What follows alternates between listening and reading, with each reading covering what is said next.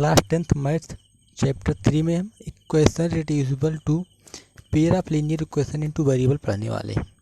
ठीक है, तो इसमें जो है ऐसे इक्वेशन रिड्यूस जिसको हम जो पहले से लीनियर इक्वेशन ना हो लेकिन हम उनको जो है लीनियर इक्वेशन में रिड्यूस कर सकें। ठीक है, इसलिए लिखा है रिड्यूसिबल, मतलब जो हम लीनियर इक्वेशन इनटू वेरिएबल में रिड्यूस कर सकें और उनको सॉल्व कर सकें। तो ऐसे इक्वेशंस के बारे में हम पढ़ेंगे।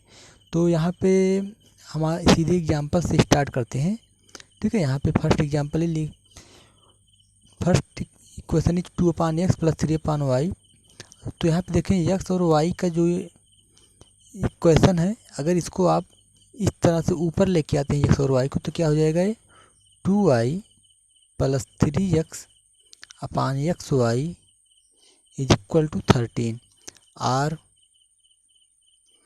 2y + 3x = 13xy।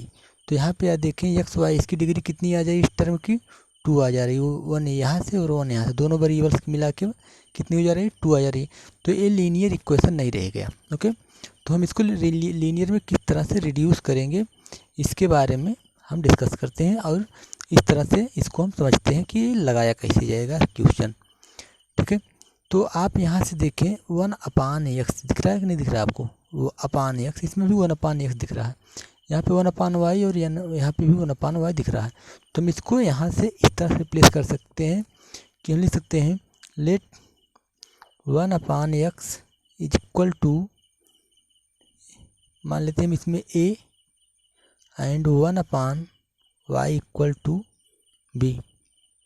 Now 2/x + 3/y = 13 reduced to 2a + 3b = 13. This is the equation 1. And 5/x - 4/y = -2 will reduce to 5a - 4b = -2, which is equation second. Now we have to equal the coefficient of one variable a or b. Now we are going to the equal coefficients of b. Equation 1 should be multiplied by 4.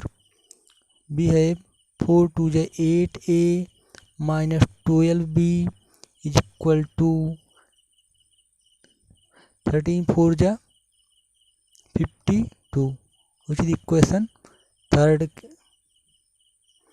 And equation second should be multiplied by 3. तो 3 5 is 15a minus 3 4 is 12b = -3 2 is 6, equation 4। ठीक है, तो यहाँ पे देखें ये plus है, यहाँ पे it should be positive. Now the coefficients in equation 1 of b is 12 and in equation second coefficient of b is -12, which is equal and opposite sign, so we should be add the equation third and fourth. ठीक है, now adding the equation third and fourth we have the term of b cancel out in both. 15 plus 8 that is 23a is equal to 52 minus 6 is equal to 46. This implies that a is equal to 46/23 is equal to 1 by a, it is equal to 2. A is equal to 2. Now putting the value of a,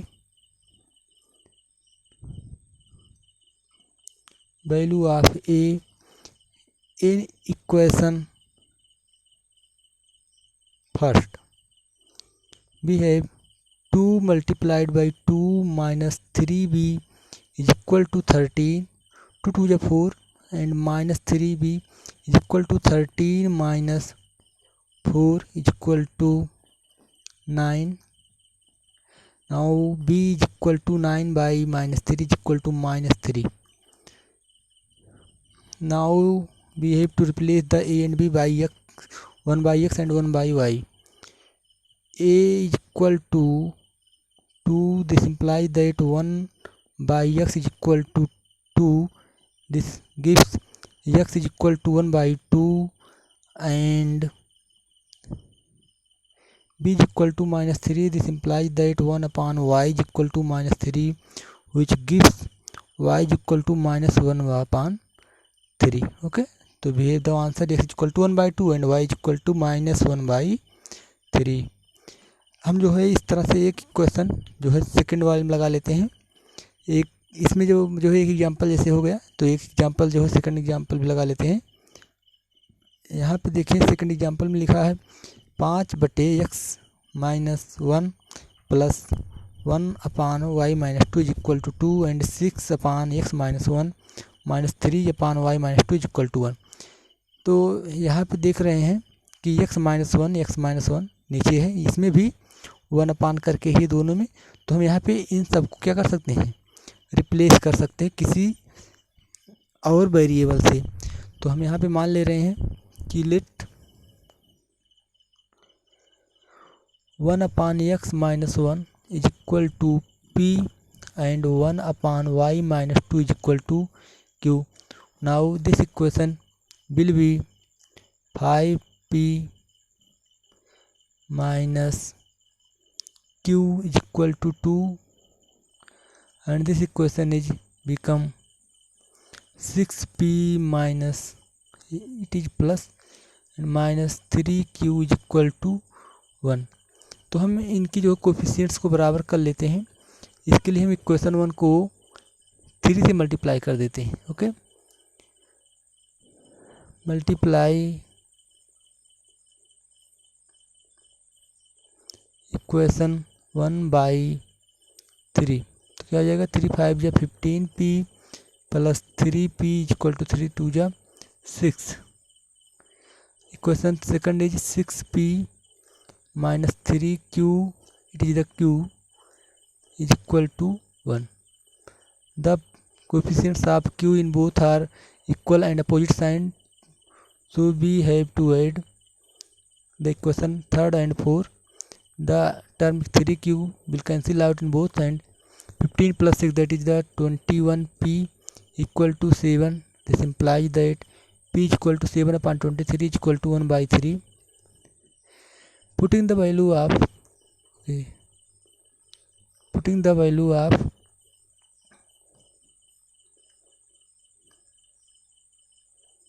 p in equation 1. Okay, we have 5 into 1 upon 3 plus q is equal to 2. This implies that q is equal to 2 minus 5 upon 3 is equal to 1 upon 3.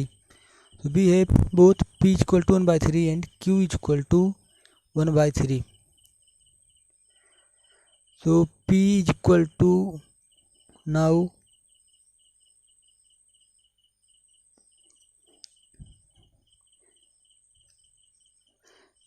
p is equal to 1 by 3. This implies that 1 upon